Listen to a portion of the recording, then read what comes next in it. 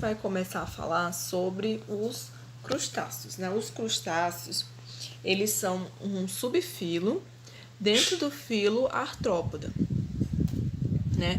Então, uma das características mais marcantes desse subfilo e do filo Artrópoda é a carcaça, a carapaça, né? Essa carapaça, ela é denominada de exoesqueleto. Exoesqueleto por quê? Porque ele é bem duro e ele é formado por quitina, né? E além disso, eles também vão possuir uma das características que define o que a gente pode identificar como crustáceo ou como artrópoda, são as antenas ou os sensores, né? Que é um par de antenas ou um par de sensores. Os crustáceos também, eles são geralmente encontrados em água. Tem algumas espécies que vivem em água doce e algumas espécies que vivem em água salgada. Um exemplo que a gente pode usar de crustáceo são as cracas, né? As cracas, elas também são consideradas como crustáceos. E elas podem ser encontradas na água também. Elas podem ser encontradas na água. E uma das características dela é que geralmente elas costumam se fixar numa superfície. Então essa superfície pode ser concha, pode ser barco, pode ser pedras ou pode ser também outros animais, como por exemplo a baleia. Então os crustáceos de terra, eles podem ser encontrados em áreas lamacentas, em áreas rochosas e em áreas arenosas, né? Então a gente tem os crustáceos que são encontrados na água e também a gente tem crustáceos que vivem em terra. Esses que vivem em terra, como eu falei, eles vivem em lugares arenosos, rochosos ou lamacentos. E a gente tem também alguns tipos de animais que eles são muito pequenos e que eles conseguem viver no espaço entre areia e grãos. E tem outras que são encontradas entre folhas úmidas e no solo de florestas. Olá, meu nome é Fernanda e vamos falar um pouco sobre a estrutura corporal dos crustáceos. Então, eles possuem uma variedade imensa de formas e estruturas e suas particularidades. E então, se eu fosse falar de todas, ia custar muito meu tempo. Então, eu vou falar assim de forma mais simplificada, de forma mais geral, para que fique bem mais fácil de entender. Bom, eles possuem um corpo dividido em pelo menos cabeça e tronco. E primeiro eu vou falar da cabeça. A sua cabeça, ela é formada por um macron mais 5 segmentos que são fundidos. E esses segmentos, esses apêndices, eles têm as suas funcionalidades. Para começar, os dois primeiros, que são as antenas. Primeiro par de antenas e segundo par de antenas. O primeiro par, que também é chamado de antênulas, eles são menores, mais centrais na cabeça. E o segundo par, que o nome propriamente dito é antena mesmo, eles são maiores, mais visíveis e todos eles têm a mesma função sensorial.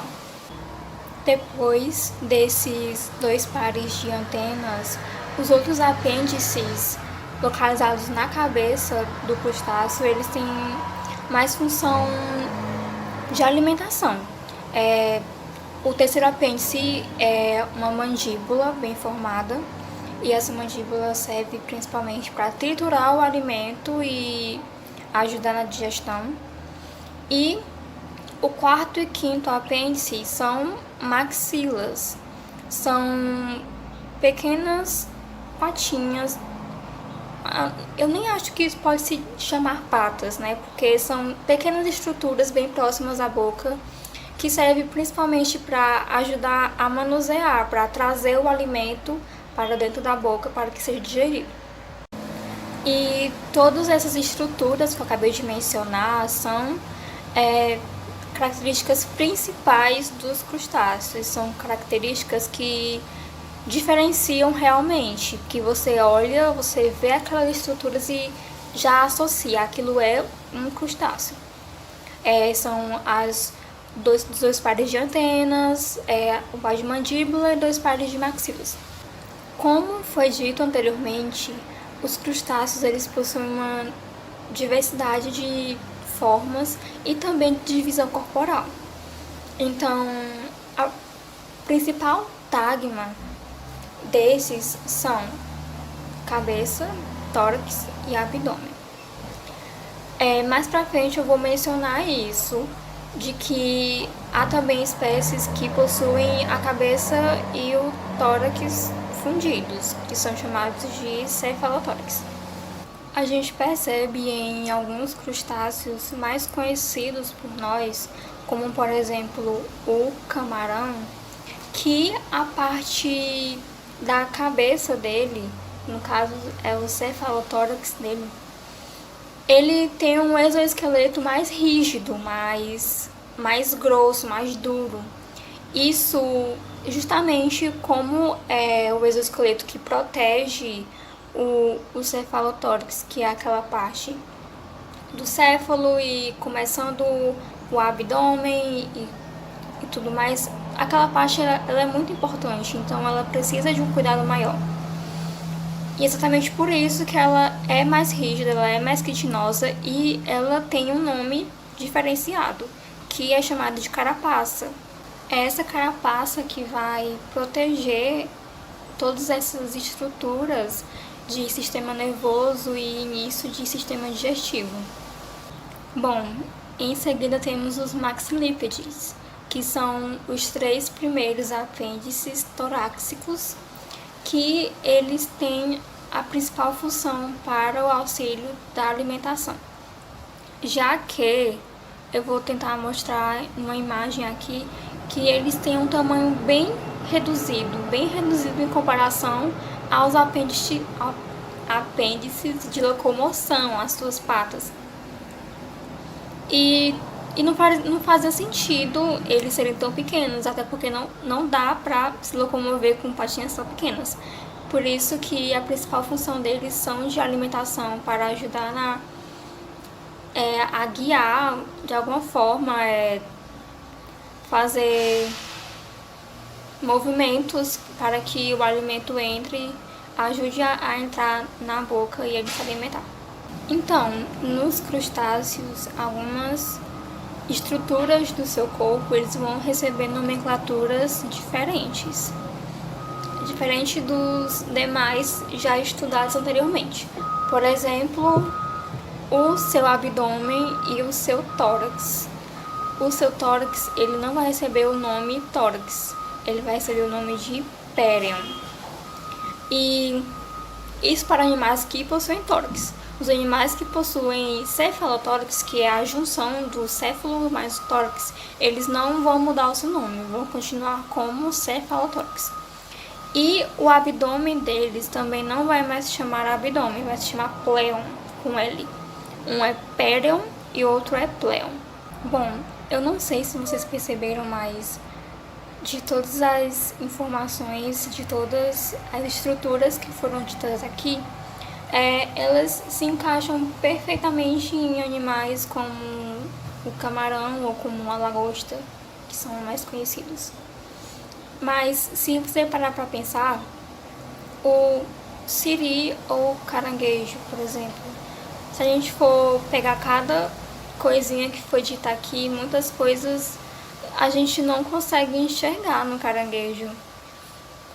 Por exemplo, todos esses apêndices de alimentação, esses maxilipídeos e todas essas coisas, a gente não vê tudo isso. A gente vê só as 10 patinhas do caranguejo e só. A gente não vê as outras coisas. É porque essa espécie de caranguejos e siris, eles são diferenciados. Para começar, como foi dito anteriormente, nos crustáceos eles possuem 4 pares de antenas. E a gente não vê todas essas antenas no caranguejo. Isso é porque ele só projeta para fora dois pares, um par, duas antenas no caso. É o que a gente só consegue ver neles, porque o outro par ele é escondido para dentro. Ou eles são muito pequenos, quase imperceptíveis, ou eles foram projetados para dentro do corpo dele com outras funções. Outra característica também são os maxilipídeos. No caso dos caranguejos, eles não possuem todos esses apêndices para auxílio da alimentação. Eles possuem sim os maxilipídeos, só que eles também vão ser para dentro e com outra função.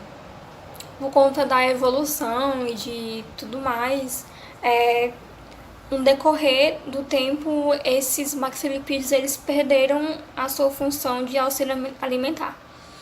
E por conta disso, eles foram sendo colocados, eles foram sendo guardados para dentro. E por conta disso, eles receberam outras funções, como a limpeza das brânquias. E também outra característica nos caranguejos que se diferenciam dos outros é que, como eles possuem um cefalotórax, eles possuem o céfalo e o tórax fundidos. Eles não possuem pélon, no caso, é só o cefalotórax e o pléon, no caso o abdômen, e a carapaça dele, que é revestida por praticamente todo o corpo do animal. Toda a estrutura dorsal dele é formada por esse cefalotórax. E onde fica o pléon, onde fica o abdômen, isso é visível na parte ventral dele, na parte de baixo e de forma bem pequena. E uma observação bem interessante é que, dependendo muito do formato, do tamanho desse pléon, desse abdômen, é que a gente pode diferenciar o sexo do animal, por conta de que nos siris, principalmente, o macho, a gente consegue diferenciar que aquele bicho é um macho por conta que o seu pléon ele é bem menor, bem mais afilado, bem mais reduzido e tem uma ponta que se assemelha a um triângulo.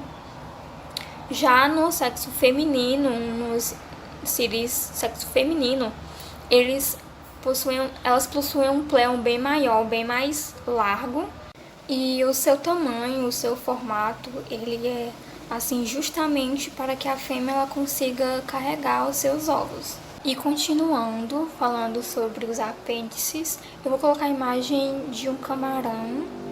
E como vocês vão poder observar, na parte do tórax dele, eles possuem 5 pares de apêndices.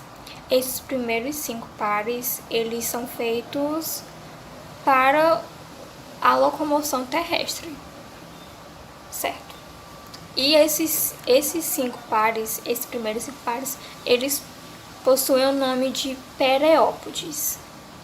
Os pereópodes são os primeiros 5 pares de apêndices que servem para a locomoção, certo?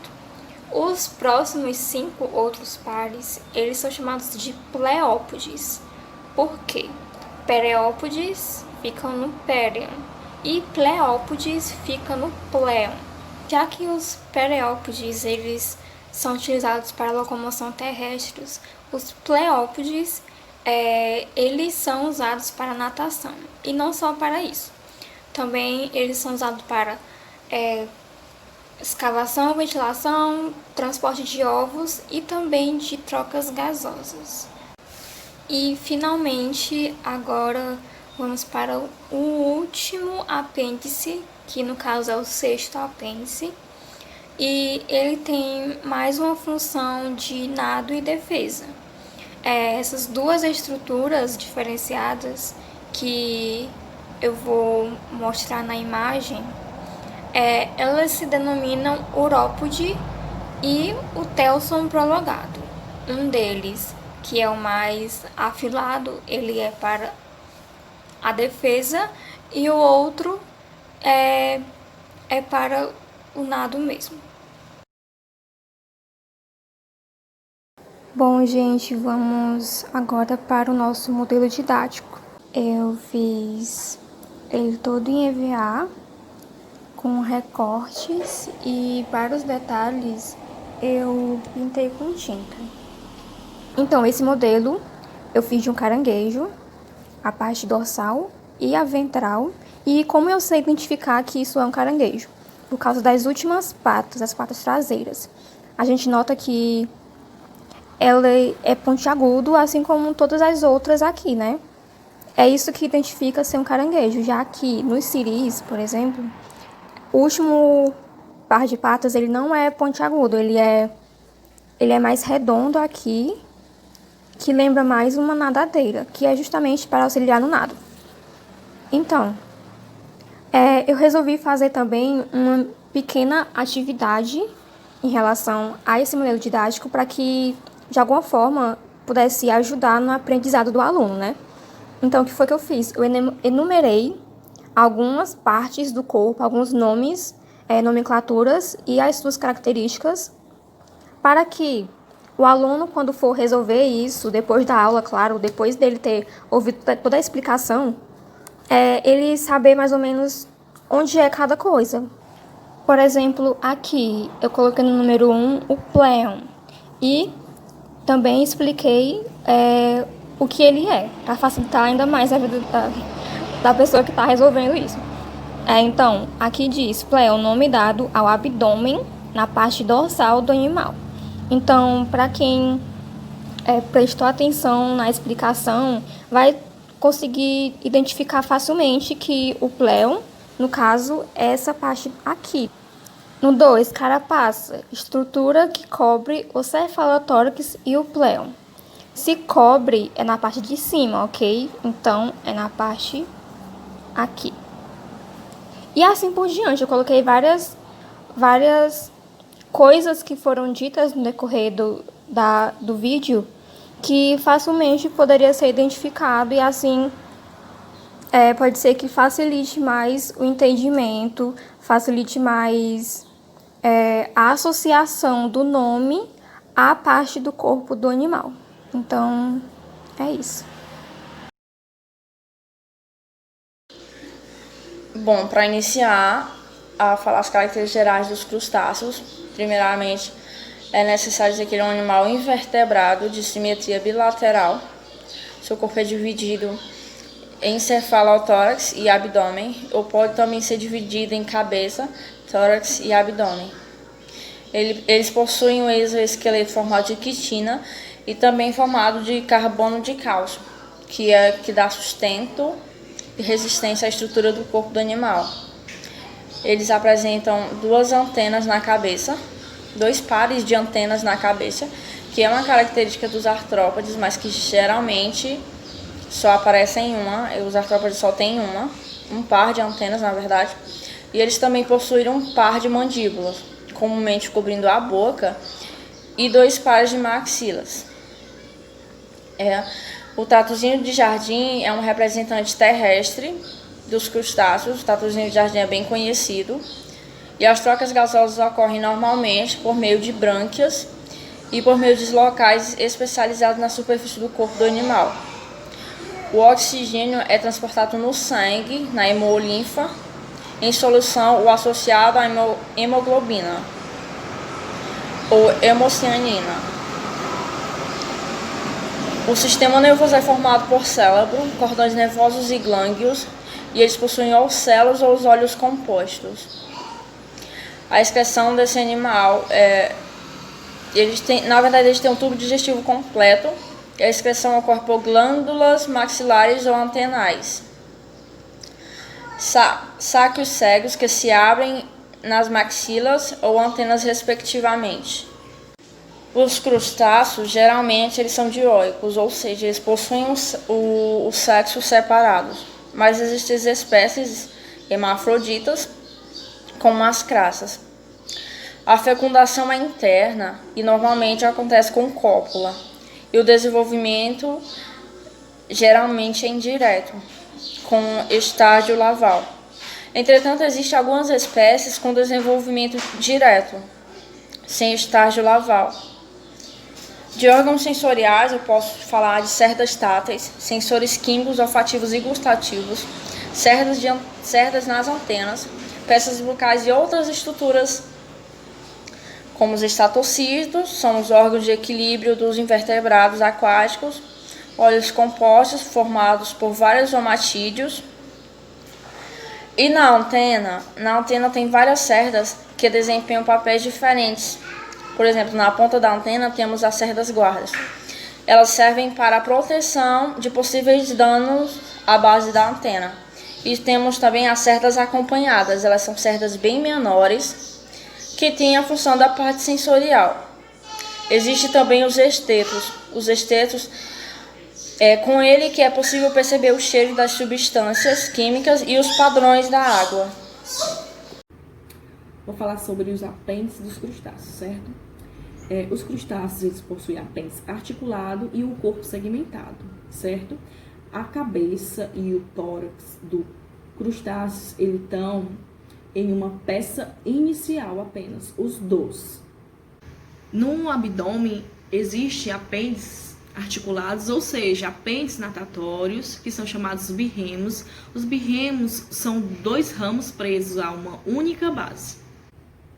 Na cabeça, existe dois pares de antena e dois olhos compostos, geralmente pedunculados, certo? Existem também outros apêndices que servem para a obtenção do seu alimento. O sistema respiratório dos crustáceos, os crustáceos, eles são animais totalmente adaptados ao ambiente, certo? Esses crustáceos, eles respiram através de brânquias. Essas brânquias, elas se desenvolvem sim, nos apêndices torácicos, geralmente na sua base. Bom, agora falando sobre a ecdise desses animais, a ecdise, numa definição mais simples do que seria, a ecdise é basicamente a troca do tegumento, né? Ou seja, é a troca do exoesqueleto do animal que vai permitir o crescimento dele, né? Então, como eu falei inicialmente, uma das principais características dos crustáceos é a presença do exoesqueleto. Esse exoesqueleto quitinoso e bem rígido. Porém, embora esse exoesqueleto seja bem rígido, eles ainda conseguem se locomover, eles ainda conseguem se movimentar por conta das articulações, né? E daí é que vem o nome artrópodes, que significa pés articulados. Então, o exoesqueleto, ele apresenta diversas vantagens no que diz respeito à sustentação, à proteção contra a perda de água e até mesmo a proteção contra predadores. Porém, quando se fala em questão de crescimento, ele fica em desvantagem. E por isso, esse exoesqueleto precisa ser eliminado ou excretado periodicamente para permitir o completo desenvolvimento desse animal, para permitir o crescimento desse animal. A ecdise, ela pode ocorrer diversas vezes na vida de um animal. É um número ilimitado que varia de espécie para espécie. O mecanismo ele é ditado pela atuação de dois hormônios. O ecdisônio, que desempenha a função de estimular as células epiteliais a darem início ao processo de ecdise, e o hormônio inibidor de muda, que, como o próprio nome já elucida, ele age de forma contrária ao ecdisônio. Então, todo o ciclo ele vai ocorrer em 4 etapas. A primeira etapa ela é a pró-ecdise. É a etapa que antecede a muda, no qual o animal ele se prepara para libertar um exoesqueleto, substituindo por outro. Então, nessa fase, o corpo do animal ele retém água e ar, o que vai facilitar a sua sustentação durante a troca e exerce uma pressão que ajuda no rompimento da carapaça velha. A segunda fase, a segunda etapa da ecdise, é a troca efetiva dos exoesqueletos, ou seja, a etapa em que o exoesqueleto antigo é descartado, dando lugar a um novo. A terceira etapa é a pós-ecdise, que é a etapa anterior à muda, em que o animal ele aumenta de tamanho e tem seu novo exoesqueleto endurecido gradativamente. A quarta etapa é a intermuda, que compreende o período entre uma muda e outra, em que o animal armazena nutrientes para se preparar para o recomeço de todo o ciclo.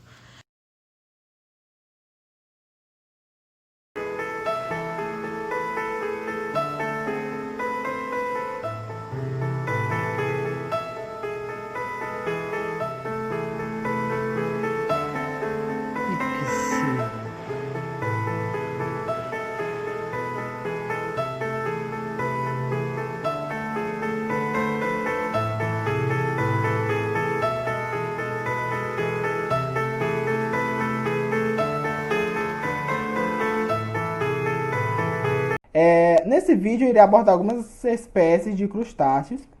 Os crustáceos eles são predominantemente marinhos, porém há espécies de água doces e espécies que vivem em ambiente terrestre. Em virtude de seu domínio no ambiente marinho, são considerados muitas vezes insetos do mar. Dentre as espécies dos crustáceos temos os caranguejos, caracterizados por possuir uma cobertura dura chamada exoesqueleto. Tal como a sua parente, a lagosta, o caranguejo ele tem 5 pares de pernas, e o primeiro par tem grandes pinças que ajudam na alimentação e para que ele possa defender dos inimigos. No caso dos siris, o último par é largo e achatado, servido de remos que lhe permite nadar. A cauda dos caranguejos fica enrolada sobre a cintura. Caranguejos respiram através de brânquias. Nos caranguejos terrestres, porém, as brânquias se desenvolvem de tal maneira que atuam como pulmões. A maioria dos caranguejos eles se alimentam de matéria morta ou em decomposição. Alguns podem se alimentar de matéria vegetal, enquanto outros comem pequenos animais vivos. Os caranguejos eles têm 2 olhos localizados em hastes móveis, que se estendem a partir da cabeça, acima de 2 pares de antena. A boca dos caranguejos fica localizada na parte inferior da cabeça. Camarão. Camarão e outros crustáceos são cobertos por uma carapaça dura chamada exoesqueleto, composta de uma substância chamada de quitina. A cabeça e o tronco do camarão, eles são combinados em uma estrutura única chamada de cefalotórax. Da cabeça, estende-se 2 grandes olhos e antenas longas em forma de chicote. A boca fica na parte inferior da cabeça. Muitos camarões, eles migram de águas profundas para águas rasas em certas estações. Eles também se movem para cima e para baixo na água. Alguns passam o dia no fundo da água e a noite mais acima. Camarões se alimentam de pequenos organismos e plantas flutuantes. O camarão ela pode botar milhares de ovos. Até que sejam chocados, os ovos ficam presos a estruturas parecidas com pequenas pernas, localizadas no lado inferior do corpo da mãe. Os bebês camarões são conhecidos como larvas. Eles trocam de proteção externa muitas vezes à medida que se desenvolvem, até chegar à fase adulta. Reprodução dos crustáceos. A maioria dos crustáceos é de sexos separados, dioicos. Embora existam espécies hermafroditas, a fecundação é cruzada, envolvendo copulação ou cópula. Em geral, as fêmeas de crustáceos incubam seus ovos em apêndices do corpo, como ocorre com as lagostas e caranguejos, ou em sacos ovígenos, formados quando os ovos são expelidos, como ocorre em copépodes. Na maioria dos casos, o desenvolvimento é indireto, com larvas livres natantes. Podem existir mais de um tipo de larva no mesmo ciclo, devido em geral do ovo surge uma larva náupido. Hábitos alimentares dos crustáceos. Bom, os crustáceos eles têm diferentes hábitos alimentares. Por exemplo, a gente encontra as cracas, que elas filtram a água do mar para retirar partículas alimentares. A gente tem os camarões, siris e alguns caranguejos que eles se alimentam de restos de matéria orgânica, o que eles encontrarem. Também tem aquelas espécies de caranguejos que são herbívoros e tem outros que são carnívoros, que se alimentam de outros animais vivos e também mortos. Bom, aqui a gente tem um representante dos crustáceos. Aqui na nossa região é conhecido como siri azul e como siri também. Aqui a gente, em cima da carapaça dele, a gente pode ver cracas, que são outro tipo de crustáceo. a gente pode identificar as estruturas dele como as pinças, as maxilas, e no abdômen a gente identifica que é um macho, ó, porque é estreito. Ele é um decápode, tem 10 pares de pata e na sua porção final tem nadadeiras. Eles são animais exclusivamente marinhos. Aqui a gente tem uma fêmea da mesma espécie. A fêmea dessa espécie ela é menor do que a do macho. Ela também vai ter as mesmas estruturas. Essa daqui parece que perdeu uma das pinças. O diferencial da sua área de reprodução é que ela é mais larga. Nessa parte aqui vai ficar os ovos. Ela vai guardar aqui. E quando tiver na época de liberar dos ovos, que vão ter várias etapas de larvas com diferentes nomes, ela vai fazer uma espécie de dança, tipo chacoalhar, e aí vai cair, vai se desprender da estrutura que ela tem